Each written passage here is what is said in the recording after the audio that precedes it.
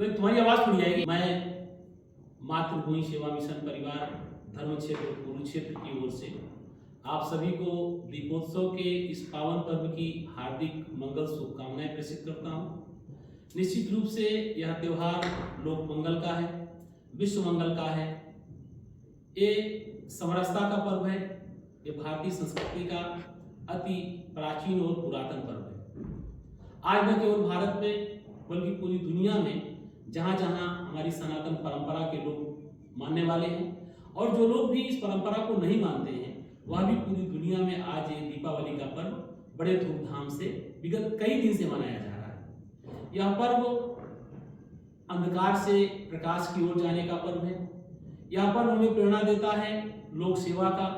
यह पर्व हमें प्रेरणा देता है अपने जीवन में ज्ञान की उत्पत्ति करने का, अपने जीवन को रोशनी युक्त बनाने का, अपने जीवन को प्रकाश युक्त बनाने का।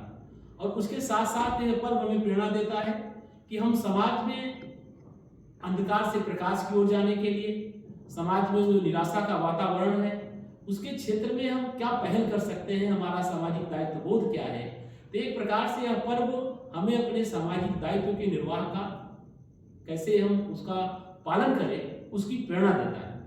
आज जब हम भारत को देखते हैं, दुनिया को देखते हैं, तो कहीं ना कहीं हमारे पास संसाधन बहुत हैं। कहीं ना कहीं भौतिक विज्ञान ने बड़ी प्रगति की है और आज दुनिया में वैभव का जो एक जाल है, वैभव की जो ऐसी व्यवस्थाएं हैं, जो मानव जीवन की सुख सुविधाएं हैं, वह निश्चित रूप से अधिकतम लोगों को प्राप्त हो रही है।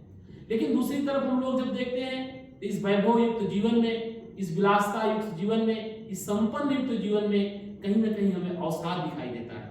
कहीं ना कहीं हमारे अंदर एक विषाद दिखाई देता है और कभी कभी लगता है कि हमारे मानव जीवन का जो ध्येय है, जो हमारा लक्ष्य है, उसको हम कितना प्राप्त कर पा रहे हैं। ये दीपावली का पर्व ऐसा है जो हमें प्रेरणा देता है आत्मनिरीक्षण का, आत्म अवलोकन का। तो ऐसे पर्व पे हम सबका एक सामाजिक दायित्व है, नैतिक दायित्व है कि हम अपने जीवन के कल्याण के लिए, अपने जीवन के मंगल के लिए हर संभव प्रयास करें।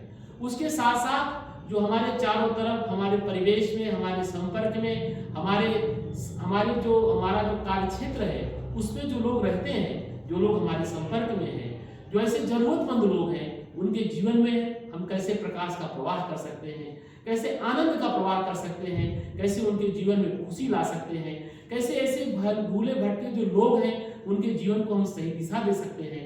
यदि वास्तव में आज का यह पर्व जो एक दीपोत्सव का पर्व है, जो दीप का पर्व है, जो रोशनी का पर्व है, यदि हम लोग अपने जीवन में ऐसे संकल्प लेंगे अपने जीवन के लिए और परमार्थ के लिए, दूसरे के जीवन को बदलने के लिए, तो निश्चित रूप से जो दीपावली का पर्व है ये हर प्रकार से हमारे लिए फलीभूत होगा। और इसकी जो कल्पना है, इसका जो ध्येय है, वह कहीं ना कहीं हमारे माध्यम से एक सकारात्मक पथ प्रदर्शित करेगा। और ऐसे जो हमारे देश के लोग हैं, हमारे समाज के लोग हैं, ऐसे पर्व पर यदि लोक मंगल का पर्व लेंगे, ऐसे कुछ जरूरतमंद लोगों की सेवा का संकल्प लेंगे और उस दिशा में जितना हम लोग आगे बढ़ेंगे, निश्चित रूप से उसमें हमें आनंद की प्राप्त होगी, हमारे जीवन में मंगल प्राप्त होगा। ये निश्चित रूप से यह जो पर्व है, आज जो दीपोत्सव पूरे देश और दुनिया में मनाया जा रहा है, ये हमें प्रेरणा देता है कि हम समाज को के लिए कहीं ना कहीं सोचें, कहीं ना कहीं उसके लिए कोई पहल करें, जिससे यह तय हो कि हम मनुष्य हैं।